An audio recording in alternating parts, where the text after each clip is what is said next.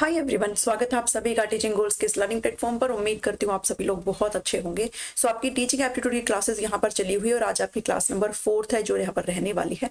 बहुत ही important class है, इसको ध्यान से समझिएगा, सुनिएगा और अपने नोट्स अगर आप बना रहे हैं तो उसको जरूर बनाते हुए चलिएगा।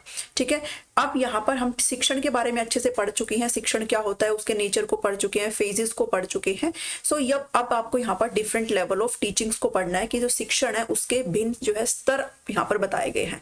बिकॉज टीचिंग जो है आपका एक सिंपल प्रोसेस नहीं है बल्कि एक कॉम्प्लेक्स प्रोसेस है। ये आप सभी को पता होगा कि शिक्षण जो है एक जटिल प्रक्रिया है और इसी जटिल प्रक्रिया को फुलफिल करते हुए यहाँ पर जो शिक्षण के हैं वो 3 स्तर यहाँ पर बताए गए हैं।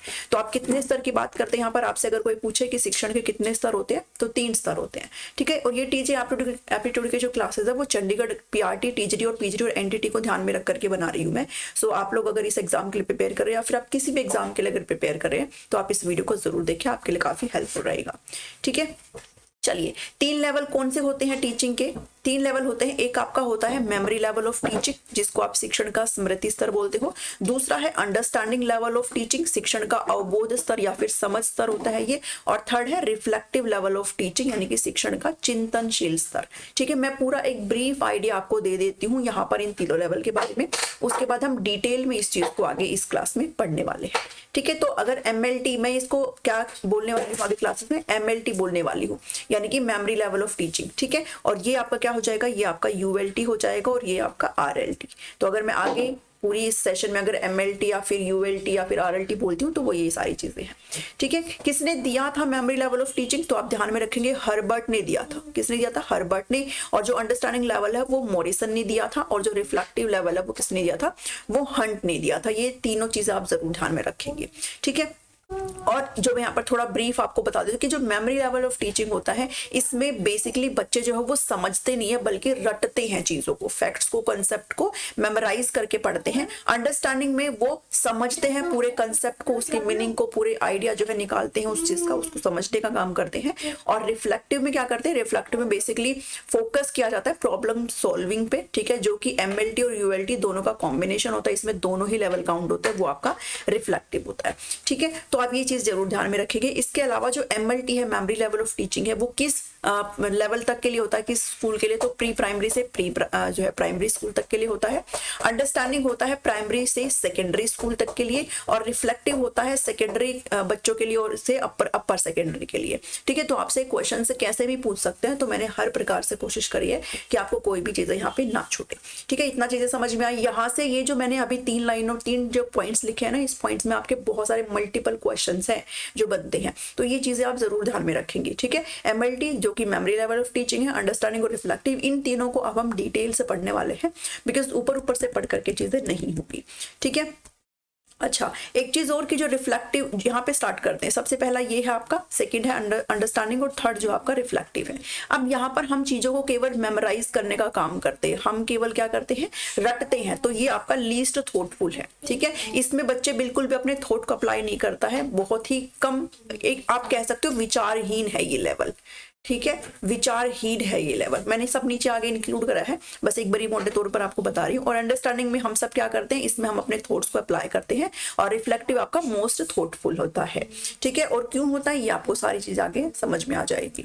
स्टार्ट करते हैं पहले लेवल से और अच्छे से इस लेवल को समझेंगे बाद में, बिकॉज ये आपका सबसे पहला लेवल है और इसी के बेस पे आपके अगले जो लेवल है वो काम करती है। मेमोरी लेवल टीचिंग MLT, ये आपका थॉटलेस होता है। थॉटलेस मतलब विचारहीन। इसका मतलब ये है कि हम यहाँ पर क्या करते हैं, सिर्फ क्रैम करते हैं चीजों को, और क्रैम करना मतलब रटना। ठीक है, हम यहाँ पर किसी भी कंसेप्ट को समझते नहीं है, बच्चे यहाँ पर किसी भी कंसेप्ट को समझते नहीं है। टीचर ने जो उसको बोल दिया वो उसको सिर्फ मेमोराइज करने का काम करता है, सिर्फ और सिर्फ उसको रटने का काम करता है। उसके पीछे मकसद क्या है, उसको समझना, उसकी डिटेल को जानना, उसके कंसेप्ट को समझना, ये यहाँ पर इस लेवल में नहीं किया जाता है। इसलिए ये जो है वो बिगनर्स के लिए है। ठीक है, जो बच्चे स्टार्टिंग में होते हैं ना, बिल्कुल बिगनर्स, उनके लिए होता है। प्री प्राइमरी से प्राइमरी तक के बच्चों के लिए ये होता है सारी चीजें, बिकॉज बच्चे वहां पे बेसिकली समझते नहीं है, सिर्फ और सिर्फ क्या करते हैं, लर्न करते हैं, मतलब रटते हैं। ठीक है, तो ये इनिशियल स्टेज है टीचिंग की, शिक्षण की शुरुआती स्टेज आपसे पूछे तो क्या होगी, वो मेमोरी लेवल होती है। और इसमें habit of rote learning of facts, यहाँ पर आप फैक्ट्स को और सब्जेक्ट मैटर को क्या करते हो भाई, रटते हो। विषय वस्तुओं को रटने की आदत कहाँ पर होती है, मेमोरी लेवल ऑफ टीचिंग में होती है। ठीक है, बहुत ही सिंपल तरीके से यहाँ पर मैंने लाइन्स को प्रेजेंट करा है और आप अपने नोट्स यहाँ पर अच्छे तरीके से बना सकते हो। At this level student learn to identify, recall and remember the objects, events, ideas and retain them. ये कुछ पार्ट्स है। सबसे पहले बच्चा क्या करता है, पहले बच्चा आइडेंटिफाई करता है चीजों को, उसके बाद क्या करता है, वो रिकॉल करता है, फिर वो रिमेंबर करता है, बिकॉज सारी चीजें मेमोरी की है। ठीक है, आप यहाँ पर रट रहे हो, और रट रहे हो तो सीधी सी बात है ना, आप क्रैम करते हो उस चीज को, जोर जोर से बोलते हो, उसको रटते हो। तो यहाँ पर ये सारी चीजें बट वो रिमेंबर करता है और टाइम आने पर क्या करता है, उसको अपने दिमाग में उसको रिटेन करता है, टाइम आने पर उसको रिकॉल करता है। तो वो सारी चीजें किसका पार्ट होती है, ये मेमोरी लेवल ऑफ टीचिंग का पार्ट होती है। तो मैंने इसको रेड से थोड़ा डिनोट किया है ताकि आप इसको समझ लो कि पूरी खासियत है इस लेवल की है। ठीक है, teacher plays a very dominating. अब ये बहुत जरूरी है कि यहाँ पर बच्चे रटते हैं, बच्चे समझते नहीं है, समझते नहीं है, रटते हैं। तो रटेंगे क्या, जो टीचर उसको बताएगा, तो जो टीचर उसको प्रेजेंट करेगा, तो जो टीचर का रोल है वो डोमिनेटिंग रोल है, यानी कि टीचर थोपता है उस पर, बच्चे पर थोपता है कि आप ये देख लो और ये आपको क्या करने हैं, रटने हैं।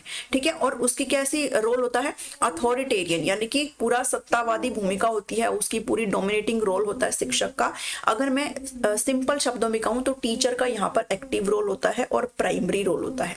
आपसे पूछा जा सकता है कि एमएलटी में यानी कि मेमोरी लेवल में टीचर का क्या रोल होता है, स्टूडेंट का क्या रोल होता है। तो इसमें बच्चा खुद से कुछ नहीं समझता है, वो खुद से अपने थॉट कोई भी प्रेजेंट नहीं करता, उसका कोई इंटेलिजेंस लेवल यहाँ पर विकसित नहीं होता है।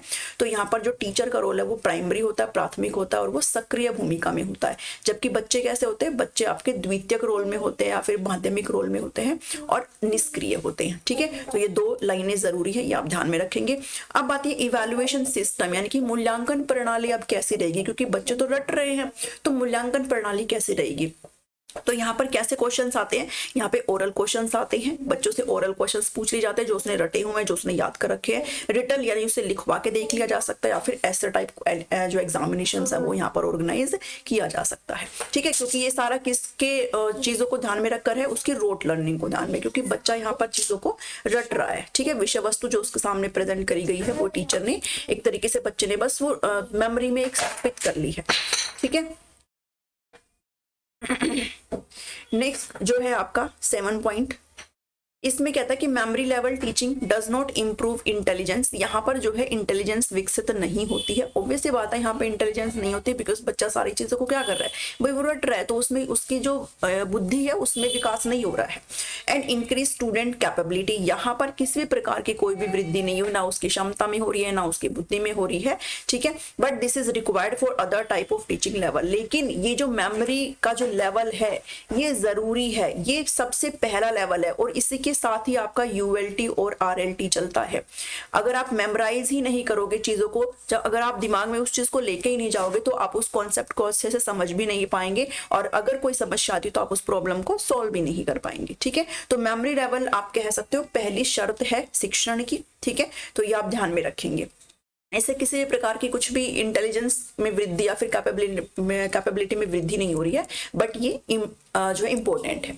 ठीक है, एमएलटी क्या है, अब आपसे ये भी पूछा जा सकता है भाई एमएलटी टीचर सेंटर्ड है, स्टूडेंट सेंटर्ड है, सब्जेक्ट सेंटर्ड है, क्या किसको केंद्र में रखा गया है यहाँ पर। तो यहाँ पर जो केंद्र में रहेगा वो कौन रहेगा, शिक्षक रहेगा। ठीक है, शिक्षक केंद्रित कौन सा आपका स्तर है, तो आप बताएंगे मेमोरी लेवल टीचिंग। ठीक है, ये ध्यान में रखेंगे। अब बात आती है सेकंड लेवल जो कि है आपका अंडरस्टैंडिंग लेवल ऑफ टीचिंग, यूएलटी।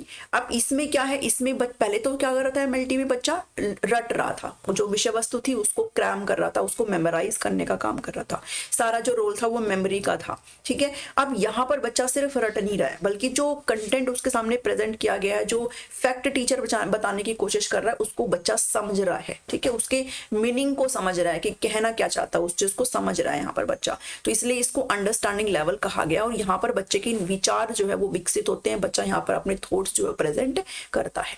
ठीक है, memory level teaching is the pre requisite for the understanding level. मैंने जस्ट आपको अभी बताया कि पहली अंडरस्टैंडिंग लेवल की अगर प्री रिक्विजिट अगर आपसे पूछे, अगर पूर्व शर्त पूछे, पहला महत्वपूर्ण चीज आपसे पूछे, तो वो क्या हो जाता है, वो आपका एमएलटी यानी कि मेमोरी लेवल, स्मृति स्तर हो जाता है। ठीक है, अंडरस्टैंडिंग समथिंग इज टू, अब यहाँ पर अंडरस्टैंडिंग लेवल का मतलब क्या, वहां पे तो हम लोग क्रैम कर रहे थे, मेमोराइज कर रहे थे, रोट लर्निंग हो रही थी, लेकिन इसमें हम क्या कर रहे हैं, मीनिंग को परसीव करते हैं। बट आप एज अ टीचर बच्चे के सामने जो भी चीज प्रेजेंट करना चाहते हो, बच्चे को वो चीज समझना है, बच्चा उस चीज को समझने की कोशिश करता है, सिर्फ रटता नहीं है। आइडिया क्या है उसके पीछे, उसे ग्रैस्प करने की कोशिश करता है और मीनिंग को कॉम्प्रीहेंड करने की कोशिश करता है। यानी कि पूरी तरीके से बच्चा क्या करता है, समझ को विकसित कर रहा है यहाँ पर। ठीक है, नेक्स्ट जो है, अब यहाँ पर फोकस्ड क्या है, अगर आपसे पूछे फोकस्ड क्या है, तो mastery of subject, important line है ये, आपसे पूछा जा सकता है कि सब्जेक्ट की मास्टरी किस लेवल के अंतर्गत आती है, तो आप बताएंगे अंडरस्टैंडिंग लेवल के अंतर्गत। ठीक है, और अगर आपका MLT जो है टीचर सेंटर्ड था, तो ये आपका क्या कहलाता है, ये आपका सब्जेक्ट सेंटर्ड हो जाएगा, ये वाला लेवल, यानी कि विषय केंद्रित जो स्तर है वो आपका कौन सा हो जाएगा, वो आपका अंडरस्टैंडिंग लेवल ऑफ टीचिंग हो जाएगा। ठीक है, इसमें हम क्या करते हैं, सब्जेक्ट की जो मास्टरी, यानी कि बच्चा कंसेप्ट को समझने की कोशिश करता है, बच्चे ने विषय है उसका, उसके अंदर जितने भी कॉन्सेप्ट है उसको अच्छे तरीके से समझ जो है बनाने की कोशिश करता है।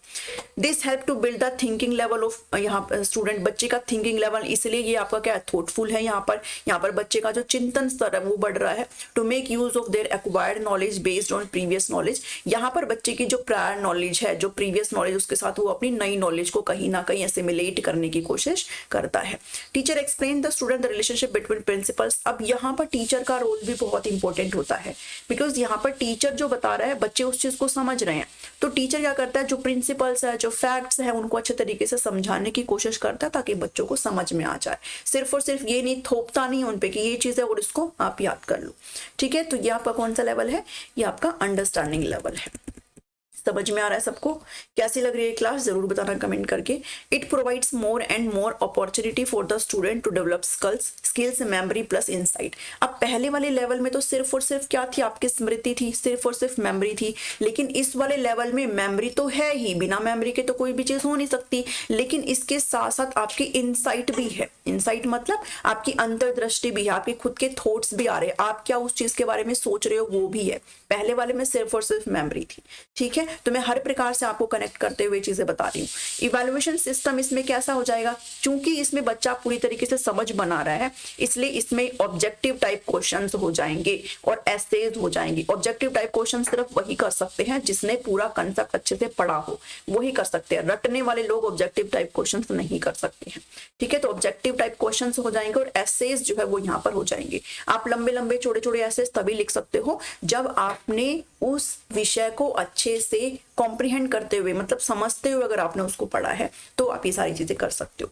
ठीक है, student teacher both play an active role. यहाँ पर जो MLT था उसमें तो टीचर था एक्टिव, स्टूडेंट एक्टिव नहीं थे, वहां पे पैसिव थे, लेकिन यहाँ पर दोनों ही क्या है भाई, एक्टिव रोल में है। क्योंकि अगर टीचर बता रहा है तो बच्चे उस चीज को एक्टिव होकर के समझ रहे हैं, तो दोनों का ही रोल क्या हो जाएगा, एक्टिव रोल हो जाएगा। ठीक है, ध्यान में रखेंगे इस चीज को। और ULT आपका क्या हो जाएगा, सब्जेक्ट सेंटर्ड हो जाएगा, जो कि मैंने अभी जस्ट आपको बताया कि MLT आपका टीचर सेंटर्ड है और ULT आपका क्या हो जाएगा, ये आपका सब्जेक्ट सेंटर्ड हो जाएगा। अब मोरिसन के द्वारा ये जो है दिया गया है, ठीक है, ये भी आप ध्यान में रखेंगे। हर्बर्ट ने मेमोरी लेवल ऑफ टीचिंग दिया है, मोरिसन ने अंडरस्टैंडिंग लेवल ऑफ टीचिंग दिया है और हंट ने आपका रिफ्लेक्टिव दिया है, जो कि हम अभी पढ़ने वाले हैं। अब मोरिसन ने क्या किया, अंडरस्टैंडिंग लेवल टीचिंग को 5 स्टेप्स में यहाँ पर डिवाइड किया है। ठीक है, सबसे पहला जो स्टेप है वो है आपका एक्सप्लोरेशन। ठीक है, मैं पूरे 5 के 5 आपको पहले बता देती हूँ, एक एक करके डिटेल में इस चीज को पढ़ते हैं। एक्सप्लोरेशन मतलब पहले टीचर क्या करेगा, एक्सप्लोर करने की कोशिश करेगा। आप एज ए टीचर क्लासरूम में जाएंगे तो आप अपने बच्चे की प्रीवियस नॉलेज को चेक करेंगे कि बच्चे जो है, बच्चों को जो मैं चीजें पढ़ाने वाला हूँ उसके बारे में उनका पहले से ज्ञान कितना है, और उसके बेस पर आप अपने कंटेंट को क्या करते हो, एनालाइज करते हो। ठीक है, ये आपका एक्सप्लोरेशन। और फिर है प्रेजेंटेशन। आप प्रेजेंटेशन मतलब आपका जो कंटेंट है जिसको आपने बहुत अच्छे तरीके से प्रिपेयर करा है, उसको आप बच्चों के सामने प्रेजेंट करेंगे, जो कि लॉजिकल ऑर्डर में होना चाहिए। हम बार बार इस चीज को पढ़ रहे हैं कि लॉजिकल ऑर्डर में होना चाहिए, साइकोलॉजिकल होना चाहिए, बच्चे के इंटरेस्ट के अकॉर्डिंग होना चाहिए, बच्चे की एज के अकॉर्डिंग होना चाहिए। ठीक है, तो वो कंटेंट हम प्रेजेंट करेंगे, डायग्नोसिस करेंगे, निदान करेंगे। ठीक है, तो ये सारी चीजें प्रेजेंटेशन में आ जाएगी। फिर नेक्स्ट जो आ जाता है वो है असिमिलेशन। अगर आपने पियाजे की जो थ्योरी है वो पढ़ी हो तो उसमें भी असिमिलेशन वाली चीज आई थी, सेम चीज है यहाँ पर भी। असिमिलेशन का मतलब क्या होता है कि आपके पास एक कोई है पूर्व ज्ञान, पूर्व ज्ञान है, ये आपका प्रीवियस नॉलेज है। अब टीचर ने जो आपको फैक्ट बताया, टीचर का जो न्यू नॉलेज आपने गेन किया है, आप इन दोनों को कहीं ना कहीं बैलेंस करने की कोशिश करते हो, दोनों को कहीं ना कहीं असिमिलेट करने की कोशिश करते हो, ठीक है। Assimilation refers to the process of learner assimilating learn information and making it a part of their knowledge base. जैसे अगर मैं आपको बताऊं, मान लो क्लासरूम में मान लो कोई भी साइंस का टीचर है, ठीक है, अगर उसने क्लासरूम में कोई भी कॉन्सेप्ट बताया, फिर मान लो कोई रिएक्शन अगर समझाई है, तो टीचर ने कहा कि A+B मिलकर के क्या बना देता है, C बना देता है। अब बच्चे ने पढ़ लिया वो कि A+B मिलकर के C बना देता है रिएक्शन में, लेकिन वही चीज अगर टीचर उसको लैब वगैरह में ले जाकर के अगर कोई प्रैक्टिकल अगर करके दिखाए, लेबोरेटरी में खुद ले जाकर के उसको बताए कि ये A है और ये B है और दोनों मिलाकर के C बनाते हैं, तो ये क्या हुआ, बच्चे ने एसिमिलेट कर लिया। पहले उसने क्लासरूम में थ्योरेटिकली उस चीज को पढ़ा था और बाद में जब प्रैक्टिकली उसने करके देखा तो दोनों ही चीजों को उसने जोड़ लिया, and this is called assimilation, ठीक है। उसके ज्ञान में क्या हो गई है, वृद्धि हो गई है। तो असिमिलेशन यहाँ पर होना जरूरी होता है। असिमिलेशन के बाद क्या बच जाता है, आपका ऑर्गेनाइजेशन, ठीक है, यानी कि आप क्या करते हो, आप ऑर्गेनाइज्ड करते हो किसको, क्लासरूम को। इसका मतलब यह है कि आपकी क्लासरूम का कैसे स्ट्रक्चर्ड है, कैसे आपकी क्लासरूम मैनेज है, आपने किस प्रकार का एनवायरनमेंट जो है क्लासरूम को दे रखा है, वो सारी चीजें यहाँ पर क्या हो जाती है, मैटर करती है। क्लासरूम का पॉजिटिव एनवायरनमेंट होगा तो बच्चे अच्छे से सीखेंगे, क्लासरूम का एनवायरनमेंट ही अच्छा नहीं है तो बच्चे अच्छे से नहीं सीखेंगे, ठीक है। तो ये सारी चीज इसके अंतर्गत आती है, ऑर्गेनाइजेशन के अंतर्गत। For example, a teacher might create group of projects that encourage students to work together and learn from each other. आपने कोई भी चीज पढ़ा दी, अब जब आप ग्रुप में बच्चों को बैठाते हो तो हर ग्रुप में हर प्रकार का बच्चा बैठा, हर प्रकार की इंटेलिजेंस लेवल का बच्चा बैठा है, तो जब आप बच्चे एक दूसरे से सीखेंगे तो कहीं ना कहीं उनका जो इंटेलिजेंस लेवल है वो क्या होगा, अप होगा, ठीक है। तो ये किस में आ जाता है, ये ऑर्गेनाइजेशन में आ जाता है, ठीक है, कि आपने क्लासरूम को किस प्रकार से ऑर्गेनाइज्ड किया हुआ है।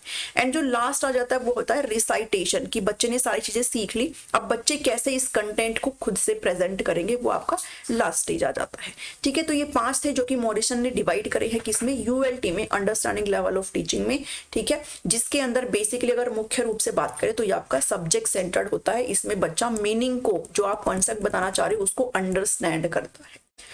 चलो, अब बच्चे ने अंडरस्टैंड तो कर लिया कंसेप्ट को, अब आता है क्या, रिफ्लेक्टिव लेवल ऑफ टीचिंग, यानी कि जिसको आप बोलते हो अपर थॉटफुल। ये सबसे ज्यादा थॉटफुल है, यहाँ पर क्या है, ऊपरी विचारशील आप इसको कह सकते हो। लीस्ट था MLT, फिर थॉटफुल था आपका URT और ULT, और जो आपका RLT है वो अपर थॉटफुल है, और ये आपका किससे, सेकेंडरी से हायर सेकेंडरी है, ठीक है, ये आपको पता होगा, अभी मैंने स्टार्टिंग में बताया है।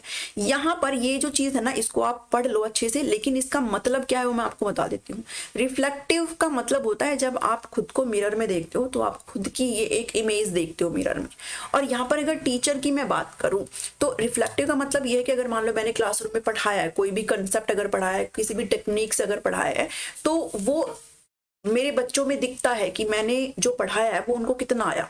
अगर उनको नहीं आ रहा है तो मैं उससे क्या पाती हूँ, क्या मैं उससे देखती हूँ कि कहीं ना कहीं ये मेरे टीचिंग पर रिफ्लेक्शन है कि मैंने जो मेथड यूज किया वो कहीं ना कहीं सही नहीं है, मुझे इसको चेंज करने की जरूरत है, ठीक है। तो ये क्या है, ये आपका रिफ्लेक्शन है, ठीक है, जो आपको गाइड करता है कि आप एक सही दिशा में बढ़ें आगे। तो एक टीचर के लिए सबसे बढ़िया रिफ्लेक्शन क्या होता है कि उसके बच्चे कैसे परफॉर्म कर रहे हैं। अगर बच्चे अच्छा परफॉर्म कर रहे हैं मतलब उसकी टीचिंग सही जा रही है, अगर बच्चे अच्छा परफॉर्म नहीं कर रहे हैं मतलब टीचिंग को बदलाव की जरूरत है। क्योंकि बच्चे बदलने की जरूरत नहीं होती है, बच्चे वही होते हैं, लेकिन बदलने की जरूरत किसको है, टीचर को अपने शिक्षण को बदलने की जरूरत होती है, ठीक है। तो रिफ्लेक्टिव लेवल ऑफ टीचिंग में यही होता है बेसिकली। अब इसमें आपका जो ULT है और आपका जो MLT है दोनों आ जाता है, ठीक है। रिफ्लेक्टिव के अंदर आपकी मेमोरी भी शामिल होती है और आपका जो समझ है कॉन्सेप्ट को वो भी दोनों शामिल होता है, ठीक है। तो ये मैंने यहाँ पर आपको अच्छे से लिख दिया है।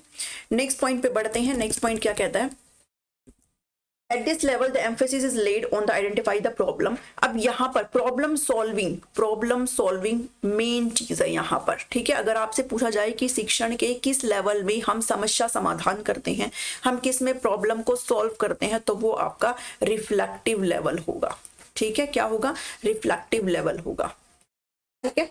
चलो, मतलब कोई भी समस्या है वो कभी सॉल्व होगी जब पता चलेगा टीचर को कि क्या समस्या है, जब वो रिफ्लेक्ट करेगा अपने शिक्षण पे, तो तभी तो प्रॉब्लम सॉल्व होगी। क्योंकि पहले में तो हम सिर्फ रट रहे हैं, दूसरे में हम समझ रहे हैं। तो at this level emphasis is laid on identify the problem, defining it and finding a solution to it. Basically बात करें तो प्रॉब्लम सॉल्विंग पर। और ये जो अप्रोच है वो आपकी क्या कहलाती है, आपकी प्रॉब्लम सेंट्रिक अप्रोच कहलाती है। ठीक है, ध्यान में रखेंगे प्रॉब्लम सेंट्रिक अप्रोच, यानी कि समस्या पर केंद्रित कौन सा स्तर है, कौन सा दृष्टिकोण है, तो आप बताएंगे RLT। ठीक है, चिंतनशील स्तर है ये। इतना ध्यान में आया, इतना समझ में आया। नेक्स्ट पे चलते हैं। अब यहाँ पर जो एक्टिव पैसिव वाली चीज क्या हो जाएगी भाई, MLT में तो एक्टिव स्टूडेंट टीचर था और पैसिव था स्टूडेंट, ULT में दोनों ही एक्टिव थे। ठीक है, अब यहाँ पर जो है स्टूडेंट ज्यादा एक्टिव है और प्राइमरी में है, जबकि टीचर क्या कर रहे हैं, टीचर सेकेंडरी रोल में है और पैसिव है। बच्चे की क्या समस्या है, बच्चा खुद से करते हुए उसको सीख रहा है, तो बच्चा यहाँ पर पूरी तरीके से एक्टिव है, इसलिए ये आपका हाई थॉटफुल लेवल हो जाता है। ठीक है, मोस्ट थॉटफुल लेवल आपका हो जाता है, कौन सा, रिफ्लेक्टिव लेवल। ये प्रॉब्लम सेंट्रिक टीचिंग होती है। Student are assume to adopt some sort of approach, research approach to solve the problem. Classroom environment यहाँ पर सफिशिएंटली ओपन और इंडिपेंडेंट होता है। इसका मतलब क्या है कि एनवायरनमेंट टीचर के द्वारा डोमिनेटिंग नहीं है, अथॉरिटेरियन नहीं है, बल्कि बच्चा हर प्रकार से खुद से कर सकता है। बच्चे को करने की वो क्या है, क्या बोलते हैं, इजाजत है यहाँ पर। ठीक है, तो ओपन इन्वायरमेंट है और बच्चा पूरी तरीके से स्वतंत्र है। बच्चा खुद से रिसर्च अप्रोच का इस्तेमाल करते हुए प्रॉब्लम को सॉल्व कर रहा है। तो ये क्या है आपका, ये आपका RLT है।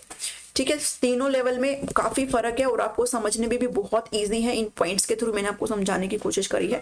इवैल्यूएशन प्रोसेस की बात करें तो यहाँ पर आपको ऐसे टाइप टेस्ट जो है वो देखने को मिलते हैं। और टीचिंग इस लेवल पर कैसी होती है, वो आपकी लर्नर सेंटर्ड होती है, यानी कि बच्चों को ध्यान में रख करके होती है, चाइल्ड सेंटर्ड होती है। MLT में क्या हो रहा था, MLT में जो था आपका वो टीचर सेंटर्ड थी, टीचर डोमिनेटिंग रोल में था, एक्टिव रोल में था। ULT में सब्जेक्ट सेंटर्ड था, सारी चीजें कि जो विषय वस्तु है उस पे पकड़ हम कर रहे हैं, मास्टरी कर रहे हैं विषय के ऊपर, कंसेप्ट को समझ रहे हैं। लेकिन जो आपकी RLT है, रिफ्लेक्टिव जो लेवल है, उसके अंदर क्या है, बच्चे के ऊपर पूरी तरीके से केंद्रित है, बच्चे के जो समस्या उसको हम सॉल्व कर रहे हैं। ठीक है, तो तीनों में ये डिफरेंस है यहाँ पर जो कि आपको अच्छे से समझने हैं। चलो, अब एडवांटेजेस एंड डिसएडवांटेज क्या है, मैंने पूरा एक चार्ट टाइप में आपको बता दिया है यहाँ पर, तो वो देख लेते हैं एक बारी। मेमोरी लेवल है, ये आपका अंडरस्टैंडिंग लेवल है, जो कि मेमोरी लेवल आपका क्या हो जाता है भाई, टीचर सेंटर्ड हो जाता है, ये आपका सब्जेक्ट सेंटर्ड हो जाता है। मैं लिख देती हूँ एक बार इधर, टीचर सेंटर्ड है, ये आपका सब्जेक्ट सेंटर्ड और ये आपका लर्नर सेंटर्ड है। ठीक है, अब एडवांटेज मेमोरी लेवल के देखेंगे, ये बेस बनाता है अदर लेवल के लिए। मैंने अभी जस्ट आपको बताया कि मेमोरी लेवल क्या है, वो सबसे पहला स्टेज होता है, पहला लेवल होता है, जो कि ULT और RLT दोनों में हेल्प करता है। तो ये क्या है, एक बेस लेवल है। ठीक है, स्लो लर्नर्स के लिए बहुत ही अच्छा रहता है, बिकॉज स्लो लर्नर्स क्या करते हैं, वो समझ नहीं पाते, वो क्रैम करते हैं, वो रटती हैं। तो बताया मैंने कि प्री प्राइमरी से प्राइमरी तक के बच्चों के लिए ये है। स्टूडेंट्स को नए कंसेप्ट को समझने में हेल्प करता है। डिसएडवांटेज क्या है, लॉस और रिकॉल ऑफ इंफॉर्मेशन। अगर आपकी मेमोरी में चीजें चलती रहेगी तो आप उसको रिकॉल भी कर सकते हो, बट एक टाइम के बाद आपकी मेमोरी में चीजें नहीं रहती है, जब तक आप उसको एक रिहर्सल ना करो, है ना। मेमोरी का कंसेप्ट आपको आता होगा, जब तक हम किसी भी चीज का रिहर्सल नहीं करते हैं ना, वो मेमोरी से हट जाता है, आपकी याददाश्त से चला जाता है, तो वो रिकॉल नहीं कर पाते हम। लेकिन अगर आप किसी भी कंसेप्ट को समझते हैं तो फिर वो आपके माइंड में ज्यादा दिन तक रहता है। ठीक है, टीचर का डोमिनेंस है और लिमिटेड इंटरेक्शन है क्लासरूम के अंदर। बच्चे सिर्फ और सिर्फ पैसिव है, उनको जो दिया जाएगा वो उसे ही लर्न करेंगे और कुछ नहीं करेंगे। उसके बाद अंडरस्टैंडिंग लेवल है, यहाँ पर गुड इंटरेक्शन हो रहा है, इंटरेक्शन गुड हो रहा है टीचर और स्टूडेंट के बीच में, तभी कंसेप्ट जो है क्लियर हो पा रहा है। टीचर जो है बच्चों को आजादी दे रहे हैं और बच्चे भी अच्छे से टीचर के साथ इंटरेक्ट कर रहे हैं। X an entry level for the reflective level of teaching. Obviously बात है, पहला आपका MLT होता है, दूसरा आपका ULT होता है और उसके बाद ही आपका RLT आता है। ये लर्निंग को बढ़ाने का काम करता है। ये आपका टीचर सेंटर्ड है। इसके डिसएडवांटेज ये है, बच्चा अभी भी पूरी तरीके से स्वतंत्र नहीं है और लेस फोकस है इंडिविजुअलाइज लर्निंग पर, मतलब हर एक बच्चे की लर्निंग पर कम फोकस यहाँ पर किया जा रहा है। उसके बाद रिफ्लेक्टिव जो कि बेस्ट होता है, यहाँ पर ये लर्नर सेंटर्ड अप्रोच है। यहाँ पर जो फोस्टर क्रिएटिविटी, कि बच्चे का जो क्रिएटिविटी है वो निखर के आती है यहाँ पर। ठीक है। डेवलप यहाँ पर प्रॉब्लम सॉल्विंग स्किल्स पर फोकस किया जाता है, फ्लेक्सिबिलिटी होती है यहाँ पर। ये लोअर ग्रेड क्लासेस के लिए नहीं होती, बिकॉज यहाँ पर काफी थॉटफुल होती है, यहाँ पे प्रॉब्लम्स का समाधान होता है। तो ये आपकी सेकेंडरी से हायर सेकेंडरी होता है, ये मैंने आपको जस्ट बताया है। टाइम कंज्यूमिंग प्रोसेस होता है ये, और एक्स्ट्रा एक्सेस जो बर्डन है वो टीचर पर यहाँ पर आता है। ठीक है, तो ये चीजें हैं, आप जरूर ध्यान में रखो इस चीज को। नेक्स्ट जो चलते हैं वो एक चीज थोड़ी सी और है, बाकी तो हो गया वो तीनों लेवल खत्म। एक और लेवल है जो ऐड किया गया है यहाँ पर, और वो किसके द्वारा ऐड किया गया है? मॉरिस एल बिगी के द्वारा 1976 में इसको ऐड किया गया है, ऑटोनोमस डेवलपमेंट लेवल के नाम से। ठीक है, तो पहला है आपका MLT, दूसरा है ULT और तीसरा है RLT। इस ऑटोनोमस लेवल को कहां पर किया गया है? इस MLT से पहले इसको यहाँ पर ऐड किया गया है, यानी कि पहला ये हो गया, दूसरा ये हो गया, तीसरा और फोर्थ ये। अगर आपसे क्लास पूछा जाए तो आप 3 ही मार्क करेंगे, बट इसको 1976 में इसको ऑटोनोमस को भी यहाँ पर ऐड किया गया है। ठीक है, इसके लिए आपको किसी भी प्रकार की फॉर्मल टीचिंग की आवश्यकता नहीं होती, ये सिर्फ और सिर्फ बच्चे का जो अफेक्शन है उसके लिए है, बच्चे का जो इंटरेस्ट है उसके लिए है सिर्फ और सिर्फ। ठीक है, इसमें किसी भी प्रकार की टीचिंग की आवश्यकता नहीं होती। सबसे पहला है कि बच्चा बस इंटरेस्ट दिखाए चीजों में, ठीक है, और उसका इमोशनल चीजें, उसके अफेक्शंस को रिलेटेड है, कुछ नहीं है, बस उसकी खुद की लर्निंग को कंट्रोल करने के लिए है। तो बस आप ये ध्यान में रख लेना कि कौन सा ऐड किया गया है, ऑटोनोमस लेवल जो ऐड किया है मॉरिस एल बिगी के द्वारा। ठीक है, अब इसमें क्या क्या चीजें हो सकती है वो मैंने थोड़े से समझाने की आपको कोशिश करी है। ये क्या है आपका? ये स्टूडेंट सेंटर्ड होता है, किसी भी प्रकार की फॉर्मल टीचिंग की यहाँ पर आवश्यकता नहीं होती है।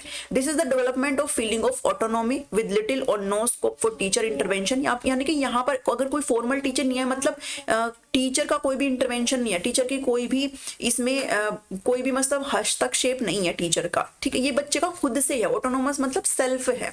ठीक है, बच्चा इसमें खुद से ही इंक्लूडेड रहता है, तो ये वो वाला पार्ट है। लर्नर की ability to control over own learning, और इन डेप्थ लर्निंग के लिए बच्चा यहाँ पर सीखता है, और इंट्रिंसिक मोटिवेशन यानी कि सेल्फ है जो भी चीजें है, इसमें किसी भी प्रकार की टीचिंग की आवश्यकता नहीं है, कोई भी टीचर का हस्तक्षेप इसमें नहीं है। तो बस आप इतना ध्यान में रखिए कि ऑटोनोमस जो लेवल है वो बिगी के द्वारा यहाँ पर जो है लाया गया था, जो कि MLT से पहले आता है, बाद में नहीं आता, RLT के बाद में नहीं आता, MLT से पहले यानी कि पहले नंबर पर आता है। ठीक है, तो आज की इस क्लास में इतना ही है, जिसमें हमने लेवल्स ऑफ टीचिंग को पढ़ा है। उम्मीद करती हूँ आपको समझ आया होगा। आपको क्लासेस कैसी लग रही है जरूर कमेंट करके बताया करें, और लाइक करो, शेयर करो भाई दबा करके, और टीचिंग गोल्स को अगर सब्सक्राइब नहीं किया तो कर लो, बिल्कुल फ्री होता है। मिलती हूँ नेक्स्ट वीडियो में। Thank you, thanks for watching me.